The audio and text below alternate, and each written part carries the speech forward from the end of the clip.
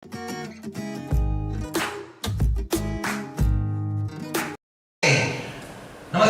saya Alfonso. Background saya secara pendidikan, background saya tentang kimia. Dulu pengen dokter, nggak terima. Mau kuliah tahun 85 ya. Jadi saya pensiun juga loh ya. Jadi selama pensiun jangan saya mendahului. Sama pensiun juga. Nah, saya di dokter. Tiba-tiba nggak terima, saya nggak terima di FKUI. Untung aja anak saya, tapi kalau papi nggak bisa terima FKUI, aku terusin. Semangat! Oh, anak saya diterima. Jadi sampai sekarang lagi ngambil spesialis THT. Nah, lalu kalau begitu gimana dong? Kalau sudah nggak dapat cita-cita, apa saya nangis? Gimana teman-teman ya? Harus membuat temuan baru dalam diri saya. Apa sih potensi dalam diri saya? Nanti ada belajar ya. Gimana proses hidup saya? Gitu. Apa potensi saya yang lain? Nah, karena saya nggak tahu, maka saya menggunakan apa? Saya datang ke psikolog. Ke psikologi saya datang. Istri saya itu psikolog gitu ya. Tapi itu kan belum jadi istri kan. Saya masih mahasiswa. Dan saya rekomendasi kamu, pertama kamu hanya boleh kuliah di kimia, ya. Kamu nggak rekomendasi kedokteran, ya. Saya nggak terima, gitu kan. Setelah itu, ya sudah. Akhirnya mulai di kimia. Habis kimia berarti apa? Mulai saya berpikir untuk bisnis, gitu kan, ngerti produksi. Maka saya kuliah di kimia, lanjut lagi kembali saya ngambil lagi kalau bisa produksi apa? Bisa jualan. Saya ngambil lagi di FKUI. Jadi Bapak yang dulu memang saya memang bidang bisnis di bidang marketing ya, konsultasi di marketing. Lalu saya bisa produksi, bisa jualan. Lalu berikutnya apa? Bisa itu untuk rugi. Nanti Bapak bisnis jangan sampai rugi ya. Tapi kalau rugi juga nanti kita ajarin, sama-sama belajar ya. Berapa sih rugi yang kita izinkan? Nah, nanti kita belajar ya. Karena Bapak Ibu ini bahasa udah banyak nih. Kalau badan saya udah banyak. Berapa perusahaan sudah bangkrut? Saya cerita dia, udah bangkrut. Miliaran uang saya itu habis, gitu kan ya. Saya cerita ya, tapi Bapak Ibu nggak boleh rugi ya. Sama-sama rugi. Nah, setelah bisa produksi, bisa jualan, bisa diturunkan. Terakhir saya, S3 saya investment. Saya belajar investasi, saya kuliah di S3. Lalu saya kerja di usaha nasi, usaha Jepang, saya di Asahi. Lalu saya usaha petroleum. Lalu terakhir bisa Belanda. Dan target saya pokoknya pensiun umur berapa tahun? 3 tahun. Saya memang sudah saya setting ya pensiun saya. Saya mau pensiun di bidang di pekerjaan hanya umur 30 tahun. Dan ternyata agak kesendat. Gitu ya. Umur 35 tahun saya mulai berhenti. Akhirnya mulai bisnis. Jadi saya pensiunnya memang saya sengaja. Saya planning hidup saya. Karena saya tahu ini hanya perpindahan karir aja. Gitu kan ya. Dan lebih asik kan Bapak itu pasti lebih asik deh. Dan saya jamin ada asik banget. Kalau ada sudah total lebih pandang, asik jadi kalau takut. Begitu saya nggak takut. Dan apa yang terjadi? 3 tahun saya waktu saya kerja di usaha singkat, Johnson 4 gelar pendidikan. Saya banyak belajar di luar negeri, di luar internasional. Tapi kita kok bisa gampang 3 tahun saya dapat apa? Gak apa-apa. Mau bilang ekonomi, marketing, tidak boleh, gitu ya. Kok nggak bisa bisnis gitu ya? Nah, ini saya cari ya. Supaya ini jangan terjadi buat Bapak Ibu, Bapak sekalian, Bapak sekalian mau balik-balik ini ya. Dari Bapak sekalian di sini ya. Nanti saya ceritakan kenapa kemarin waktu 3 tahun kok saya dapat untung gitu kan ya. Tapi terakhir tadi saya senang ya. Pak Erin mengatakan semua dengan Tuhan. Detik terakhir saya bilang dengan istri saya, istriku izinkan aku 3 tahun mulai bisnis. Kalau 3 tahun aku nggak jalan, aku kembali kerja. Dan detik terakhir, nyari juga dikasih dari Tuhan. Dapat dan seterusnya. Tahun keempat sudah bisa traveling ke luar negeri lagi. Kan kangen ya, untuk kerja kan saya setiap sebulan saya nongkrong di Singapura ya, dan parking dengan sosial internasional kan gitu ya, biasa. Nah, itu teman-teman pengalaman ya, pengalaman pendidikan, pengalaman kerja, dan asik. Dan sekarang saya kuliah lagi. Baru kemarin saya kuliah lagi saya. Buat saya udah enak banget. Saya kuliah lagi ngambil ilmu yang paling tinggi. Nah, memang dokter udah tinggi. Itu masih ilmu duniawi. Oh, ilmu duniawi gitu ya. Saya belajar ilmu teologi saya. Mencari sebenarnya itu satu kita seperti apa sih? gimana cara hidup dia. Dan saya belajar teologi, ternyata teman-teman, itu kan kuliah saya 2 tahun lalu. Kuliah sekarang parah banget, lebih susah. Maka begitu saya kuliah lagi, anak saya udah protes ya. Anak saya satu kan dokter, spesialis, kedua anak saya seorang psikolog juga gitu ya, lagi ambil teologi juga, lagi terpendidikan juga. Tapi ngapain sih kuliah? Emang gak capek? Coba aja. Namanya juga hidup. Mulai 50 tahun, mulai kuliah kan apa yang menentukan kehidupan baru. Gitu kan yang asik banget. Jadi kalau Bapak Ibu mau kuliah lagi boleh nggak? Boleh, tenang aja. Aku contohnya gitu ya. Gitu ya. Nah, begitu kuliah lagi, suruh belajar pakai Mendeley, musik report setiap hari, kuliahnya banyak, mulai saya mabuk. Nah, Papi udah susah ini, bikin jurnal gini. Sudahlah Papi, itu kan memang Papi udah tahu resiko-resikonya. Mohon maaf Papi, Papi kerja sendiri. Dan Papi menikmati hidup Papi, kan? Ya udah jalanin aja kan. Dan ingat kalian aku kuliah untuk akan menikmati hidup. Nah itu betul ya. Baik, kebenaran buat semuanya pasti bisa. Ya, oke ya. Jadi semua pasti bisa. Nah, kalau gitu buat ini mau ngapain? Saya memastikan Anda memulai karir baru. Udah sampai ke untuk saya kamu udah pilih perusahaan ya. Jadi saya tidak pernah takut pada hidup ini. Dan hidup itu pilihan Anda. Nah, oke ya. Jadi senang banget Bapak Vincent dong, yang sudah jadi semua ya. Kita Bapak Vincent semangat Bapak Vincent ya. Pensiun itu apa artinya?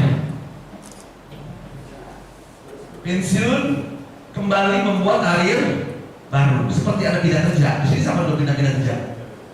Dia kerja aja. Terasik kan ya? Sampai sudah pindah kerja atau memang dari awal di sini terus? Kalau saya udah 10 kali pindah kerja. 10 kali.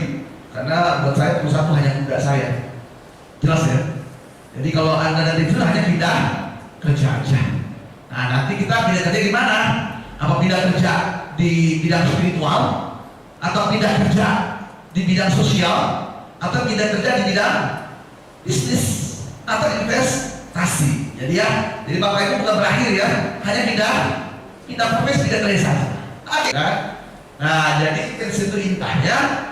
Oke, nah ini agenda yang sudah dipaparkan tadi. Semuanya apa sih persiapannya? Berarti karena ini kan pindah karir baru ya. Berarti karir baru punya apa? Kompetensi kan? Anda saya lihat kompetensi ini hebat. Dalam aku ini hebat banget gitu ya. Dan punya apa tadi? Punya visi, betul nggak? Berarti nanti bapak-bapak sekarang harus punya visi, harus punya nih sama misi ya. Jadi Bapak Ibu karena keluar dari dunia Dharma Group, ada pesan bagus, contek aja, nggak bisa-bisa, contek. Tinggal nih bisnisnya apa. Kedua punya nilai-nilai, value tadi kan, punya integritas, kejujuran, menolong orang, wah itu keren banget.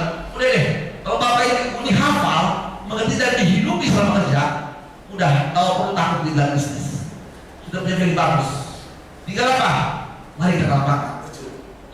Kan gitu kan ya. Kalau di sini ada jago sampai level direktur, manajer, GM, departemen head atau operator itu sudah diuji di lapangan. Sekarang Anda menguji di mana? Di tempat area baru.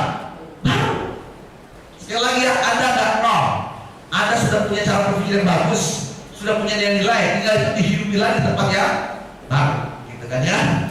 Nah ini lagi kita. Jadi Bapak Ibu mau membuat apa? Membuat apa? Kompetensi baru. Nah ya, lalu apa? Kedua, berikutnya mampu membuat strategi hidup. Emang mana punya strategi hidup? Sekarang hidup apa? Hidup yang baru, kan gitu ya, yang baru yang ada berkembang nanti gitu ya. Nah, kita apa? Persiapan apa? Fisik, mental. Nah, apa itu fisik, mental dan financial. Maka saya diskusi. Sebenarnya kalau secara financial sudah cukup, ini sekarang sehat. Kita sehat.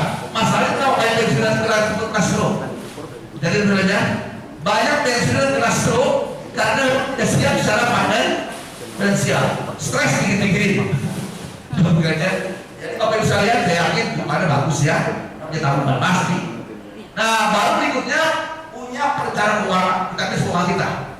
Kalau umur Anda nanti masih sampai umur 80 tahun, 75 tahun, dan Indonesia kan survei gini ya, umur di sini sekarang sudah naik ya, sudah range 70-80 tahun, bagus. Kalau Anda 1 juta sekarang masih 55 tahun, pensiun nanti ya 55 tahun, berarti masih punya waktu berapa lagi?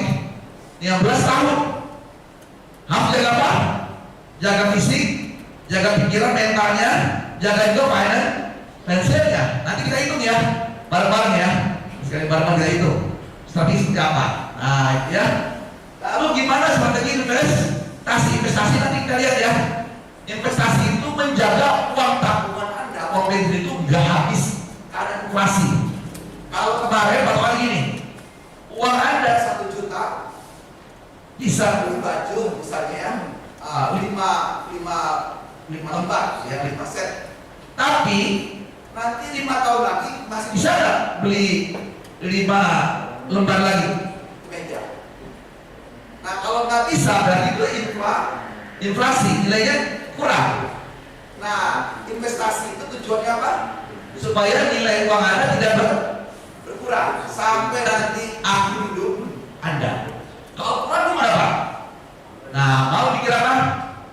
Mikir bisnis. Itu bedanya ya.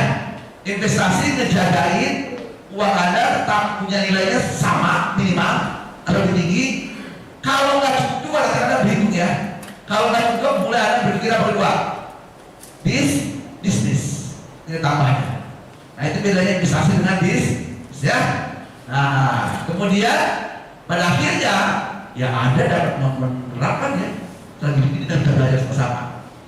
Jadi yang bisa lihat siap dan jelas begini ya, pensiun itu apa sih? Nah, situ kita latihan ya. Pensiun, I am retired, not expired. Kalau expired ya, Anda tidak luas saya. Jadi jangan datang ke sini memulai karir baru, perang baru gitu ya. Perang baru jadi biasa aja, gitu ya. Cuman kalau saya lebih kuat berani pilih gitu ya. Bapak Ibu sekarang apa sama aja itu soal itu aja gitu ya. Nah kalau gitu kita siap ya pada pensiun seperti ini. Kalau nanti gimana? Pensiun ya yang berhenti aja banyak perubahan karir Anda, maksud aku ya kalian ya. Nah kalau gitu gimana dong? Ada orang yang pensiun itu membuat kesusahan, ada yang membuat bahagia. Ini soal siap saja. Saudara kemampuan Anda mengendalikan apa? Stimulus yang masuk ke pikiran, perasaan dan tindak ya. Oke, nanti siap. Normal lagi Pak, normal lagi semua. Di bawah itu, di bawah aja. Oke ya, siap ya. Tadi sudah beli akun. Kalau begitu buang apa ya dong?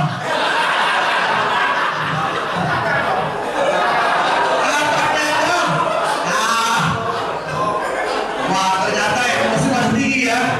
Yang udah melayani siapa gitu ya? Segmennya kelas atas, kelas menengah atau kelas bawah. Oh tadi segmennya kos-kosan ya, mahasiswa, berarti harus kekinian, gitu kan ya, makanya laku, gitu ya. Nah, customernya level ini, nah itu menyesuaikan ya. Ingat rumusnya apa? Kebutuhan, harapan. Nah setiap orang, gitu ya, itu kebutuhan berbeda-beda, gitu ya. Jadi bapak-bapak di sini nggak usah khawatir ya, cara jual, cara pendekatan itu beda, gitu kan. Nah yang penting di sini lihat nanti. Lalu waktu Anda melihat di sini nanti ada 4P, ada produknya, ada price-nya, dan kalau saya nanti berapa? Nah ada kompetitor nanti, produk Anda, harga Anda ya. Udah nanti penempatannya di mana? Oh saya mau ke cabang baru misalnya deh. Placing itu nanti ada membuat toko atau ada tokonya online, gitu ya, marketplace. Jadi toko itu kan placing di sini ada secara tradisional, ada fisikalnya, dan juga ada model secara digital, gitu kan sekarang ini ya. Nah ini baru program promosi kan, ada diskon hari ini, diskon apa? Kalau itu sudah main di digital ya, spesial nih, ongkirnya free, boleh gitu kan ya. Nah ini tergantung keluasan Anda. Tapi kalau sekarang ya, kalau Anda sudah terjun di bisnis, semua itu kelihatan duit semuanya, benar teman-teman. Nah cuman saya harus katakan ya, jangan serakah. Kapan Anda mulai, kapan Anda mulai berani ya nyetok, gitu ya. Karena di sini liar banget, gitu ya. Anda bisa tergulung di sekolah nggak kontrol, gitu ya. Nah ini urut ada produknya, ada price-nya, ada place, ada promotionnya ya. Gimana promosi Anda? Tadi kan ditempel kemana kasih brosur gitu ya, tetangga-tetangga terdekat semua. Lalu ada anak disuruh ikut menyebarluaskan gitu kan ya. Itu teknik promosi. Ikut di arisan. Nah, jadi gitu teman-teman.